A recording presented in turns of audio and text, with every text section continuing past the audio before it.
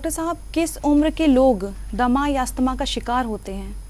देखिए, दमा वैसे तो किसी भी उम्र में हो सकता है, लेकिन दमा के 75% यानी लगभग 3/4 मरीज बच्चे होते हैं। और इसलिए प्रमुख रूप से आम धारणा और आम मान्यता के विपरीत ये बच्चों की एक प्रमुख बीमारी है। जिन बच्चों में इसे बचपन में ठीक से नियंत्रित नहीं किया जा पाता, प्रायः ये वो लोग हैं जो आगे चल के दमा के सघन रोगी या COPD बीमारी के रोगी बनकर वयस्क जीवन में निर्वाह करते हैं। तो दमा को मूल रूप से बच्चों की बीमारी मानना चाहिए। डॉक्टर साहब, अस्थमा के मरीजों के लिए ये खाने पीने का भी कुछ कंडीशन वगैरह होती है कि ये लेना चाहिए या नहीं लेना चाहिए, कुछ ऐसा रोक ले? देखिए, जिसको जिस चीज से लक्षण उभरते हों, यानी कारक तत्व सब लोगों में एक जैसे नहीं है। कारक तत्व अलग अलग लोगों में अलग अलग हो सकते हैं। 2 कैटेगरीज हैं इसकी। एक को हम एलर्जेन कहते हैं, यानी ऐसे तत्व जो एलर्जी का प्रवाह प्रारंभ करते हैं, प्रतिक्रिया प्रारंभ करते हैं। और दूसरे तत्व जिन्हें हम इरिटेंट कहते हैं, यानी जो इरिटेशन करते हैं, उत्तेजना पैदा करते हैं किसी क्षेत्र विशेष में जाकर। तो जो कारक तत्व हैं, उनमें से सब कारक तत्व हर व्यक्ति के लिए एक जैसे नहीं होते। परागकण, फंगल स्पोर्स, डस्ट माइट, खाने पीने की कोई चीज़, ये सब कारक तत्व हो सकते हैं। और इरिटेंट तत्व वो हैं जो हमारी श्वास नली को इरिटेट करते हैं। कहने का अर्थ ये है कि जैसे परफ्यूम्स हैं, जो आपके एरोसॉल्स हैं, यानी हवा में जो रसायन मौजूद हैं, सल्फर डाइऑक्साइड है, नाइट्रस ऑक्साइड है, ओजोन है, सस्पेंडेड पार्टिकुलेट मैटर है, रेस्पायरेबल सस्पेंडेड पार्टिकुलेट मैटर है। तो ये जो कारक हैं, धूल है, धुआं है, ये तत्व आप हिट लाते हैं कि मच्छरों को आप हिट कर सकें, लेकिन कई बार ये हिट आपको हिट कर देता है।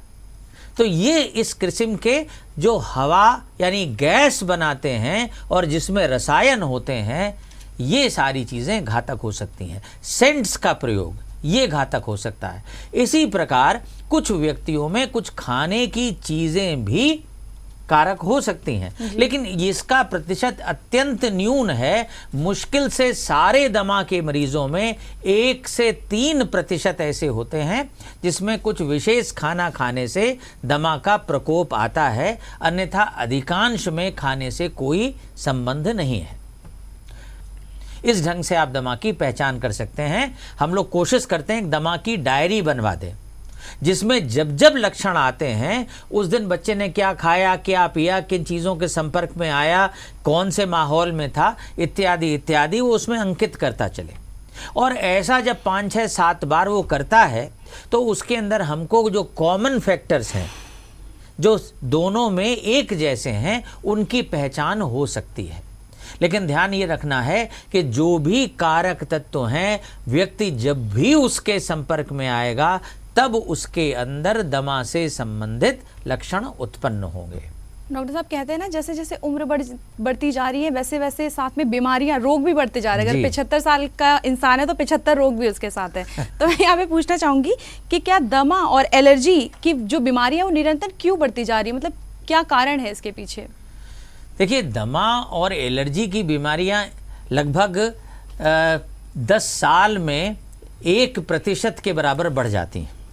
और यूँ पिछले दशक के अंदर हम कहें तो जो दमा का प्रतिशत है, वो लगभग 1% अतिरिक्त मरीज हमारे समाज में निश्चित रूप से एकत्र हो गए हैं। उसके पीछे हमारा खान पान, यानी अब हम लोग फ्रेश फ्रूट्स, फ्रेश वेजिटेबल्स का कम सेवन करते हैं। जो डिब्बा बंद परिष्कृत भोजन है, संरक्षित भोजन है, जिसके अंदर प्रिजर्वेटिव्स पड़े हैं, आर्टिफिशियल कलर्स पड़े हैं, आर्टिफिशियल फ्लेवर मौजूद हैं, उनका प्रयोग बढ़ गया है। खाने में कुछ ऐसे तत्व हैं जिनमें ओमेगा 3 फैटी एसिड्स होते हैं, ये तत्वों का प्रयोग घट रहा है। कुल मिलाकर के हम आर्टिफिशियल जिंदगी में जीने के अभ्यस्त हो गए हैं। परफ्यूम्स का प्रयोग बढ़ रहा है, घरों में लोग कुत्ते बिल्ली ज़्यादा पाल रहे हैं, उनके लार से, उनके मूत्र से, उनके सलाइवा से भी एलर्जी होती है, उनके डेंडर से यानी खाल के टुकड़े जो गिरते रहते हैं उनसे भी एलर्जी होती है। तो किसको किस चीज़ से एलर्जी है इसमें तो भिन्नता हो सकती है, लेकिन क्योंकि इन सारी चीज़ों का प्रचलन बढ़ रहा है, घर में ऐसी चीज़ें हम रख रहे हैं जो धूल ज़्यादा पकड़ती हैं, जैसे कारपेट्स, हैवी टेपेस्ट्री, आपके स्टफ्ड टॉयज़, ढेर सारी किताबें जिनके अंदर आप जब एक दिन धूल झाड़ते हैं तो मालूम पड़ता है यानी गर्द ही गर्द इकट्ठा है।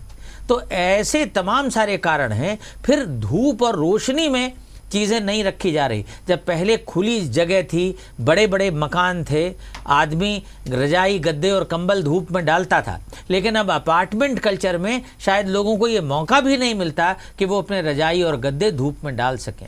इसलिए डस्ट माइट का प्रकोप भी निरंतरता के साथ बढ़ रहा है।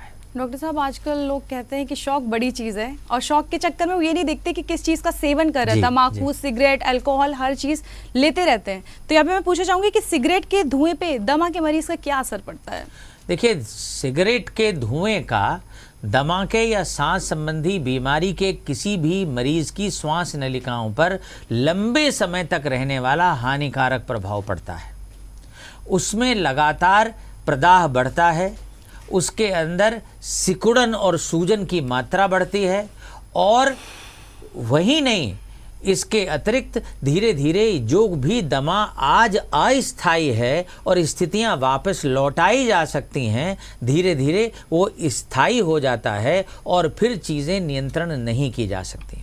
कई बार देखा गया है कि अगर गर्भवती माँ यदि स्वयं धूम्रपान करे, प्रत्यक्ष या परोक्ष के कोई और धूम्रपान कर रहा है और वो उसका शिकार हो जाती है, तो उसके गर्भस्थ शिशु पर भी इसका हानिकारक प्रभाव होता है। वो छोटी और सक्रिय सांस नलियों के साथ पैदा होते हैं और आगे चलकर उनमें COPD बीमारी होने की संभावना सामान्य व्यक्तियों से कहीं ज़्यादा होती है।